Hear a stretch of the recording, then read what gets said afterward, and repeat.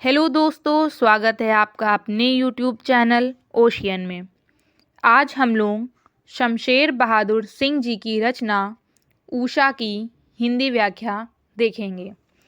इससे पहले हम लोग ने शमशेर बहादुर सिंह जी द्वारा रचित एक पीली शाम की हिंदी व्याख्या देखी थी। चलिए बढ़ते हैं इस वीडियो की ओर। ऊषा की हिंदी व्याख्या समझने से पहले आपको यह जान लेना आवश्यक है कि एक दिन के 8 पहर होते हैं, जिसमें से दिन के 4 पहर तथा रात के 4 पहर होते हैं और प्रत्येक पहर 3 घंटे का होता है। दिन के 4 प्रहर में पूर्वाह्न, मध्याह्न, अपराह्न, सायंकाल तथा रात के 4 प्रहर में प्रदोषकाल, निशीथ, त्रियामा, उषा आते हैं। रात का जो अंतिम पहर है उषा, उसी की व्याख्या शमशेर बहादुर सिंह जी करते हैं। उषा का जो समय होता है वो रात के 3 बजे से लेकर सुबह के 6 बजे तक होता है। उसके बाद दिन का प्रथम पहर पूर्वाह्न लग जाता है। उसका समय सुबह के 6 बजे से सुबह के 9 बजे तक होता है। तो चलिए शमशेर बहादुर सिंह जी की रचना ऊषा की हिंदी व्याख्या देखते हैं। शमशेर बहादुर सिंह जी ऊषा का वर्णन अलग अलग तरह से करते हैं। वे उन सभी घटनाओं का चित्रण करते हैं जिनसे यह ज्ञात होता है कि उषा या सूर्योदय हो गया है। अर्थात सूर्योदय के समय प्रकृति जितनी बार अपना रूप बदलती है, उन सभी बिंबों का चित्रण शमशेर बहादुर सिंह जी करते हैं। चूँकि शमशेर बहादुर सिंह जी चित्रकला से जुड़े हुए थे, इसलिए उनका रंगों के प्रति जो लगाव या झुकाव है वह ऊषा कविता में भी देखने को मिलता है। प्रात नभ था बहुत नीला शंख जैसे, भोर का नभ राख से लीपा हुआ चौका, अभी गीला पड़ा है। बहत काली सिल जरा से लाल केसर से, कि जैसे धुल गई हो। स्लेट पर या लाल खड़िया चाक मल दी हो किसी ने, नील जल में या किसी की गौर झिलमिल देह जैसे हिल रही हो। और जादू टूटता है, इस उषा का अब सूर्योदय हो रहा है। पहली पंक्तियों में शमशेर बहादुर सिंह जी सुबह का जो आकाश होता है उसकी तुलना एक बहुत बड़े नीले शंख से करते हैं। जब शंख को समुद्र से निकाला जाता है तो उसका रंग नीला होता है। प्रात नभ था बहुत नीला शंख जैसे।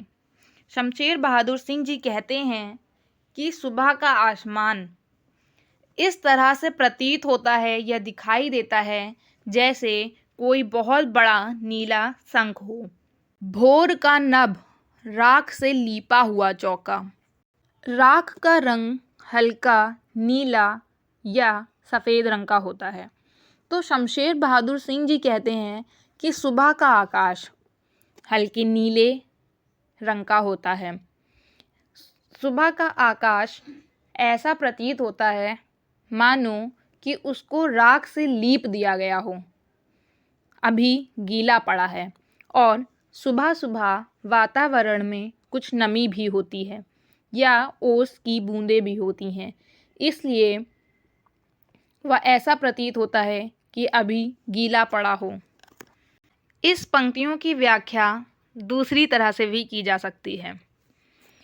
क्योंकि ग्रामीण क्षेत्रों में जब सुबह होती है या सूर्योदय होने वाला होता है, उस समय स्त्रियां अपने चौके को लीप देती हैं और कुछ वह चौका सुबह के समय गीला होता है, जिससे यह पता चलता है कि सुबह हो गई है या होने वाली है।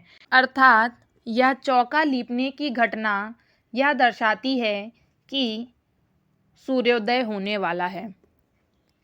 बहत काली सिल ज़रा से लाल केसर से कि जैसे धुल गई हो।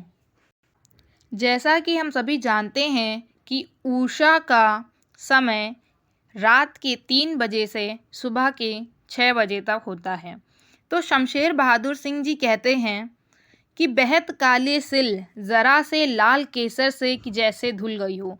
जो रात का 3 बजे का समय होता है, उस समय जो आकाश होता है वो पूरे काले रंग का होता है, और जब सूर्योदय होता है तो सूर्योदय होने के समय जो सूर्य की लाल लाल किरणें होती हैं वो आसमान में पड़ती हैं, तो ऐसा प्रतीत होता है कि कोई सिल जिस पर मसाला पीसा जाता है उस पर किसी ने लाल केसर से उस सिल को धुल दिया हो। भाव यह है कि पहले आकाश पूरा काला होता है और जब सूर्योदय की किरणें उस आकाश पर काले आकाश में पड़ती हैं तो वो आकाश केसर के रंग का प्रतीत होने लगता है।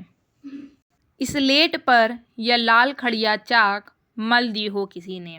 दूसरी पंक्तियों में भी शमशेर बहादुर सिंह जी उषा का वर्णन करते हैं। वो कहते हैं स्लेट काले रंग की होती है, और खड़िया चाक वो कहते हैं कि जब सूर्योदय होता है तो ऐसा प्रतीत होता है कि काली स्लेट पर किसी ने लाल चौक मल दी हो। भाव यह है कि पहले आकाश काला दिखाई पड़ता है, किंतु जब सूर्य की किरणें धीरे धीरे निकलती हैं और आसमान में पड़ती हैं तो ऐसा प्रतीत होता है कि स्लेट पर किसी ने लाल चौक मल दी हो। नील जल में या किसी की गौर झिलमिल दे जैसे हिल रही हो। इन पंक्तियों में शमशेर बहादुर सिंह जी आकाश की तुलना एक बहुत बड़े नीले जल या तालाब से करते हैं और सूर्य की किरणों की तुलना एक सुंदर या गोरे रंग की नायिका से करते हैं।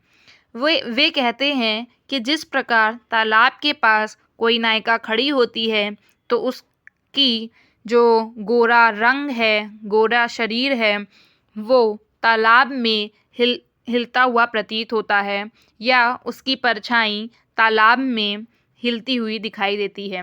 ठीक उसी प्रकार जब नीले आकाश में सूर्य की सफ़ेद किरणें पड़ती हैं तो नीला आकाश भी नीले तालाब की तरह प्रतीत होता है और जादू टूटता है इस उषा का। अब सूर्योदय हो रहा है। शमशेर बहादुर सिंह जी कहते हैं कि सूर्योदय होने से पहले प्रकृति ने जितने भी जादू किए हैं या जितने भी अपने रूप परिवर्तित किए हैं, कभी प्रकृति ऐसे लगती है कि मानो राख से लिपा हुआ चौका हो, या कभी ऐसा लगता है कि किसी ने काले सिल पर लाल केसर मल दी हो। तो प्रकृति ने जितने भी अपने रूप परिवर्तित किए हैं वह जादू अब समाप्त होता है और सूर्य का उदय हो जाता है, अर्थात पूर्वाह्न का समय आ जाता है। धन्यवाद।